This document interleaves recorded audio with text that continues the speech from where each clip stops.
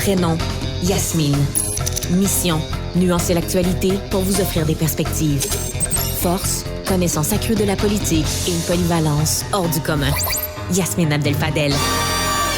On nous a dévoilé aujourd'hui la nouvelle politique pour assurer un roulement des artères commerciales et stimuler la vitalité du centre-ville de Montréal de l'administration Plante. Et comment ça repose sur quoi, cette stratégie-là? De vous faire payer. Vous faire piger dans vos poches. Fait que maintenant, vous allez payer du parcomètre jusqu'à 23 heures. Mais vous allez pouvoir payer des blocs de 5 heures à la fois. Je sais pas si ça va aider le roulement, mais 5 millions de dollars vont rentrer dans les coffres de l'administration Plante. On a avec nous Aref Salem, chef intérimaire d'Ensemble Montréal et chef de l'opposition officielle de l'Hôtel de Ville de Montréal. Bonjour, M. Salem. Bonjour. Comment vous voyez ça, vous, la tarification jusqu'à 23 heures? Pour moi, quand j'ai vu le 5 millions sur un budget de 50 millions, même si Mme Mosrol, elle a dit que c'est un petit montant, c'est quand même 10% d'augmentation dans un seul arrondissement, celui de la mairesse. Donc on s'entend, on est en train de quasiment, si c'est pas une taxe indirecte, je me demande c'est quoi. Pas mal direct, là. C'est un 5 millions de plus dans les poches de la ville, sur un budget de 50 millions.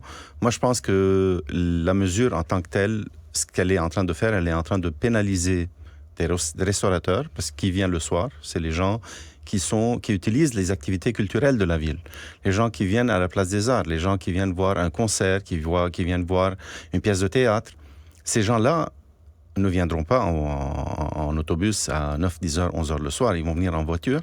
Et donc, ces gens-là sont pénalisés aujourd'hui avec une augmentation de tarifs qui touche vraiment les activités culturelles, qui touche les restaurateurs, les gens qui, aujourd'hui, qui sont pénalisés avec l'inflation. On vient de leur dire, écoutez, vous savez quoi? On va demander aux gens d'aller ailleurs, parce que c'est plus facile d'aller ailleurs que de venir au centre-ville. Mais c'est à se poser la question si on veut encore avoir du monde au centre-ville, là. Puis je le dis honnêtement, là, il n'y en a pas de place. Puis quand il y a des places, ils ont leur petit truc rouge pour vous dire que c'est réservé puis tu peux pas stationner. Puis quand tu trouves une autre place, c'est une place qui est destinée au secteur ou sinon il y a le nettoyage. Trouver une place, là, ça relève de l'impossible, du miracle, absolument. Ça, on s'entend là-dessus. Ça, on parle pas aussi des cônes oranges. Hein. S'il y a encore de la place... C'est patrimonial à Montréal. Voilà. C'est rendu traditionnel, effectivement. Ça fait partie du meuble, ça fait partie du patrimoine de Montréal aujourd'hui, les cônes oranges. Puis, juste vous dire qu'en mars dernier, on avait un sommet sur les cônes oranges. On s'attendait que ça soit mieux. On arrive aujourd'hui, c'est comme s'il n'y avait quasiment pas de sommet.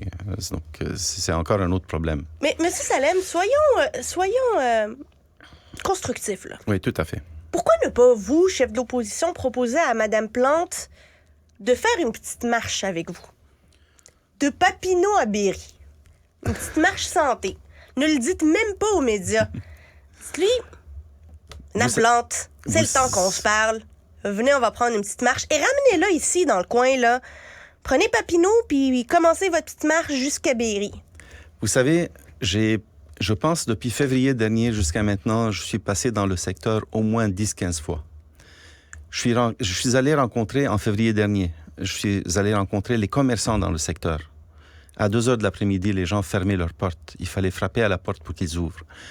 Cet été, on a vu sur les terrasses qui est arrivé, sur les terrasses du village, on a proposé un plan. On a proposé un plan comme opposition officielle. On a tout fait. Les élus de Projet Montréal dans le secteur ne sont pas présents. J'ai rencontré plein de commerçants sur la rue.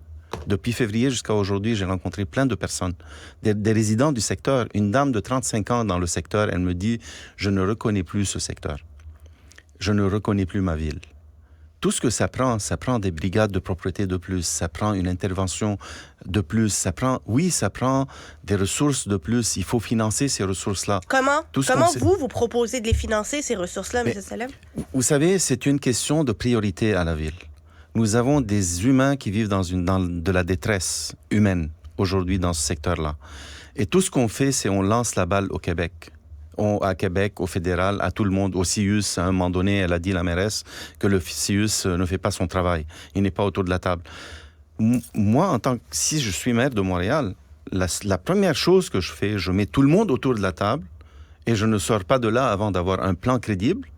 Puis après ça, je vais au gouvernement du Québec lui dire, ça va nous coûter tant, la ville est prête à payer tant et vous devrez payer tant. Donc, je ne peux pas dire au gouvernement aujourd'hui, venez vous occuper de tout ce qui se passe dans ma ville. Les gens ils ont élu une première magistrate à la ville pour qu'elle s'occupe d'eux. Elle les laisse tomber.